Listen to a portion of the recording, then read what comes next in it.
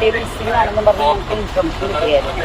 അപ്പോൾ ഞങ്ങളിപ്പോൾ അന്വേഷണം നടക്കണമായിരുന്നു. ഞങ്ങൾ ചാത്തിയാത്ത ഭാഗത്തേക്ക് പോകുന്ന സമയത്ത് ഒരു കുട്ടി ക്രോസ് പാലത്തിലോട്ട് കയറുന്നത് കണ്ടു.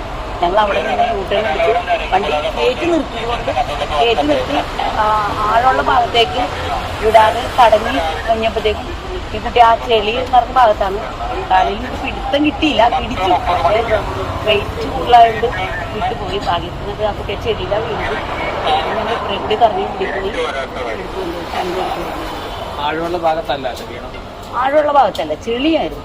ആ ചെളിയിലേക്ക് തന്നു. അവിടെ ചെന്ന് ഞങ്ങൾ നാലുപേരും കൂടി ഇവർ ആ സമയത്ത് എത്തിയായിരുന്നു. ഹോമിയോപാത്തി അവർ ഞങ്ങൾ നാലുപേരും കൂടി ആ കുട്ടിയെ എന്തിനാ മോളെ ചെയ്തതെന്നൊക്കെ ചോദിച്ചപ്പോൾ എന്തൊക്കെയോ പറഞ്ഞു, അത്രേ ഉള്ളൂ.